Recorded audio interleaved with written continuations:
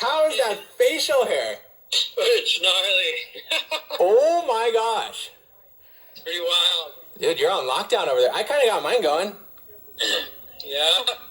What's up? Just cruising, man. How are you? I'm doing really good. I just, honestly, I'm thankful that you were psyched to just kind of wrap out. This thing's just been kind of growing some steam, and I feel like I've reached out to a lot of friends, and on basically every single person's list was one of those Volcom videos from that era. And, I mean, basically, you had a huge role in it. I mean, you're surfing in a lot of them. Are we live right now? Yeah, we are. Epic. Isn't that sick? Like, because you can actually see a lot of my room. So this is all that there is, and then there's the setup. But yeah, so rad. I just point you there, and there could be 12 people watching, or 200, or however many. So I love it. yeah, dude. But before we get into it, like, how you been? Have you been on serious lockdown mode? I know you're doing a lot of breathwork classes. Did those go to a hold? You know, it's funny. Yeah, I'm on lockdown just like everybody else, but I've been getting out on the water a little bit, which has been kind of nice, but, you know, keeping my distance. Yeah. But I've been doing my own breath work, tons of it, and been helping lead people through it as well, like virtually and whatnot, so that's been amazing.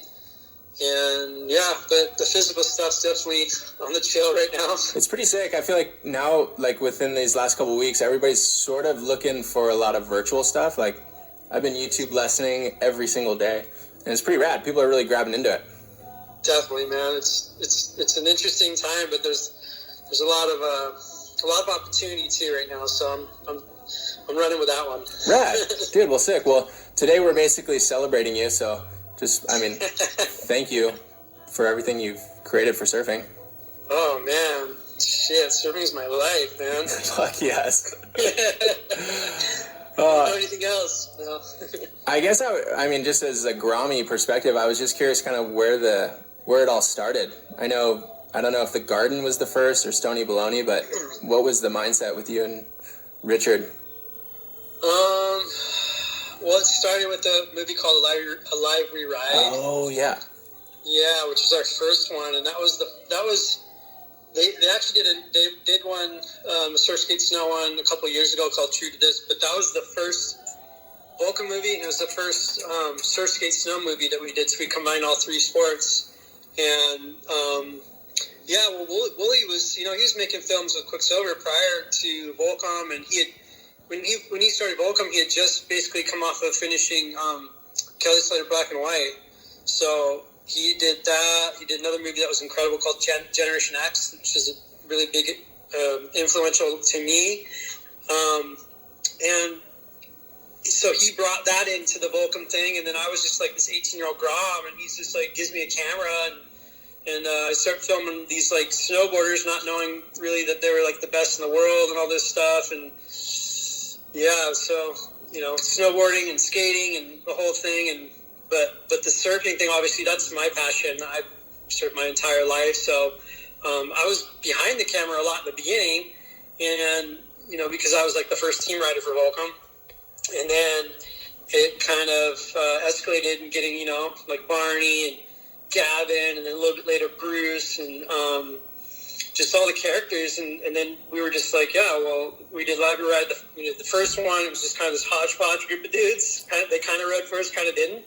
And then the next one was Stony Baloney, which was our first whole feature, surf film, and that was with that was prior Bruce though. So it was like Gavin, Barney, Ty Van Dyke, like the Maui Boys, the North Shore Boys, like Dave Wassel, Sean Slater, of course. Yeah, a couple other East Coasters. So that was such a fun project, and we shot that whole thing in 16 millimeter, which back then was kind of like, whoa, it cost a lot of money, and we were just like going for it. 16 millimeter, a little bit of Super 8. So it was all film. The whole entire movie was film, and that was actually, the Garden we started before that was Super 8 film, and then it kind of parlayed into Stony Baloney, and then we just were running film for like so many years, and just creating all the movies with film, which was a challenge and really expensive, but the end products were just like amazing. You can even see, I mean, you guys ran it all the way through Bruce movie, like all his interviews and stuff. It's insane watching that. It's definitely not digital. No, it's a lot. It's a lot of the same guys. We have this like crew that we ran with for many years. Brian Bleak, Chris Tronalone, Brad Anderson. So all these guys that knew how to shoot 16 millimeter, and then Super 8. So yeah, it was awesome. Who did the claymation? Was that one of those guys? No, it's this guy. What's his name? I think his name was Cameron Gray. That's what his name was, Cameron Gray. He kind of came out of nowhere, and I don't remember how that all came to fruition, but yeah, he's an incredible animator, man. That guy's insane. So yeah. It kind of brings us to the magnoplasm effect, because that's one of the features out of that movie that I always love. Is like, I mean, you guys set up scenes like at El Moro, like that little like El Nino landslide. And, I mean, there's so many fun things in that movie. It just seemed like you guys had a good time. Yeah, we had such an incredible time for making magnoplasm. It was just, yeah, it was. We had no idea what we were getting into, but at the same time, we knew there was a lot of magic in it, and especially just funny story, because we edited the entire movie, and it's all on like a linear process. So it's like you're doing VHS tape to VHS tape, and you're basically going in line. Like there's no going backwards. So you're like, it's just it was a wild process back then. But at the end there, we had the whole movie built, and we were waiting for footage from Sonny Miller of Bruce. And this was right when Bruce got on the team, and then that stuff showed up, and we just the movie went from like a kind of maybe a B-ish to like a kind of an A+, obviously, because of how powerful Bruce's section was at the end of the movie. And it was like, I remember me and Wooly looking at each other and just going, oh my God, this thing just went through the roof. So it was pretty cool. Who found that song though? That Ween song is so iconic. That was me. I found the Ween song. That's such a There's kind of a funny story behind it, actually, that I could share. I don't think Wooly would mind. But so we had that whole part. And this would be fun for people to actually do, maybe. We had that whole part edited to Black Sabbath Symptoms of the Universe. So we literally had it completely edited to that song, and it was insane. We had to cut a little bit and kind of move a part around just to make it the timing right, but like it was just insane, right? And it was when Bruce got on, and Wooly just he was kind of tripping on just like Ozzy and Sabbath, and it was Bruce's first thing, and are people gonna like look at Bruce like this like devil kid or what? Oh my God. and I'm like, I'm pretty young, and I'm just like, what, Wooly, you're crazy, like, dude, no way, people are gonna like trip. Anyways, long story short, he just was over it. I'm like, okay, back to the drawing board, let's go find a song that works.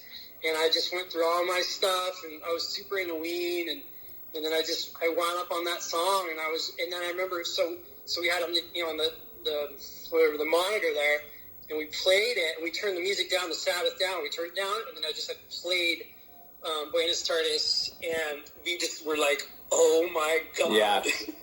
This is insane, this is way better. So yeah, that was a huge blessing, man. Well, for obvious reasons. You nailed it. Even my mom knows that song. She literally will be like, oh, is that the video where it's that song, Buenos Tardes? I'm like, wow.